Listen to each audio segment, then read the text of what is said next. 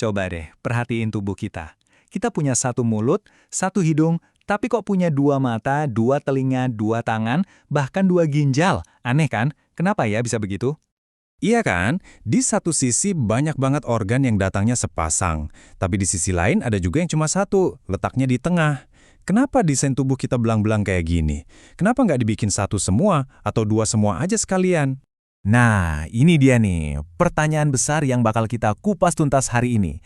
Kenapa sih bagian tubuh kita itu kebanyakan sepasang? Yuk, kita cari tahu jawabannya bareng-bareng. Ternyata, jawabannya itu bukan dari buku biologi modern. Jawabannya tersembunyi jauh di masa lalu. Desain tubuh kita yang serba sepasang ini adalah warisan dari nenek moyang kita yang super purba. Kunci dari semua ini adalah sebuah konsep bernama simetris bilateral. Gampangnya, ini tuh kayak cetak biru dasar tubuh kita, di mana sisi kiri dan kanan itu persis kayak bayangan di cermin. Dan desain ini ternyata kita warisi dari makhluk yang hidup ratusan juta tahun yang lalu. Ciri-ceritanya begini. Jutaan tahun lalu, muncullah makhluk dengan bentuk simetris ini. Dan ternyata, desain ini terbukti jauh lebih unggul dan efisien untuk bertahan hidup.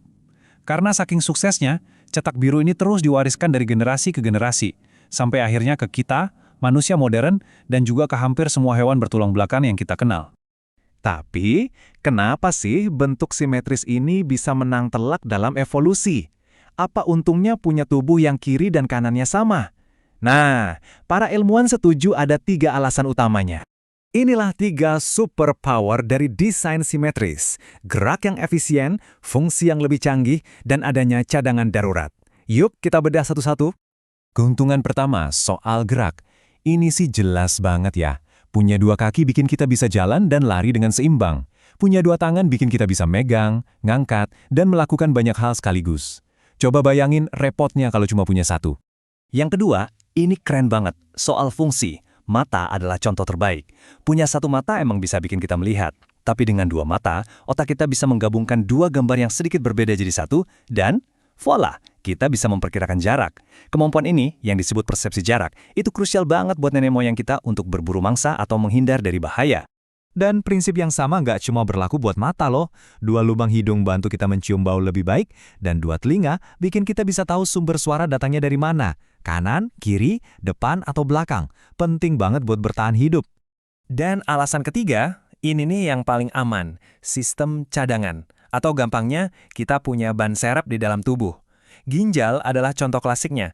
Kalau amit-amit, 1 ginjal kita rusak, kita masih punya 1 lagi yang siap mengambil alih semua pekerjaannya. Jenius kan? Bahkan, sampai ada candaan yang bilang, kalau 1 ginjal sehat, yang 1 lagi masih bisa dijual. Bukan.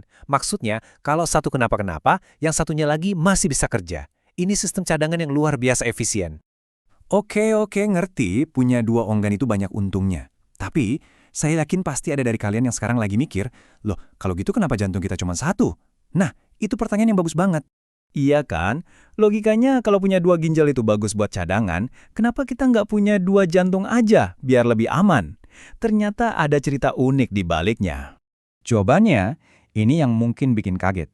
Ternyata, waktu kita semua masih jadi embrio di dalam kandungan, kita itu punya 2 cikal bakal jantung.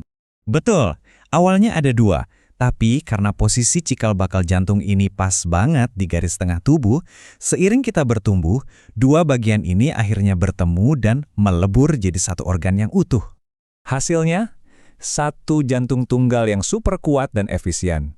Tapi uniknya, biarpun udah jadi 1, jantung kita itu tetap mempertahankan sifat simetrisnya. Dia tetap punya bilik dan serambi kiri dan kanan. Jadi jejak kembarnya itu masih ada. Nah, dari sini kita lihat ya, cetak biru tubuh kita itu emang udah canggih banget. Tapi, ternyata cetak biru ini nggak selamanya kaku loh. Ada aja adaptasi dan keunikan yang bisa terjadi. Walaupun jarang, tapi ini beneran ada. Beberapa orang terlahir dengan jari atau gigi tambahan. Bahkan ada juga yang punya organ dalam ekstra, seperti limpa tambahan. Ini nunjukin betapa kompleks dan dinamisnya proses perkembangan tubuh kita. Oke, sebagai penutup, ayo kita coba lakukan eksperimen pikiran. Coba bayangin sebaliknya deh. Gimana jadinya hidup kita kalau semua organ yang harusnya sepasang malah cuma ada 1? 1 mata, 1 tangan, 1 kaki. Mungkin kita masih bisa hidup sih. Tapi pasti kita bakal jadi gampang banget capek. Gerak jadi super susah. nggak bisa memperkirakan jarak, dan yang paling penting, kita nggak akan bisa tepuk tangan. Intinya, hidup bakal jadi jauh lebih repot dan nggak efisien. Jadi kesimpulannya, tubuh kita ini adalah sebuah mahakarya adaptasi dan efisiensi.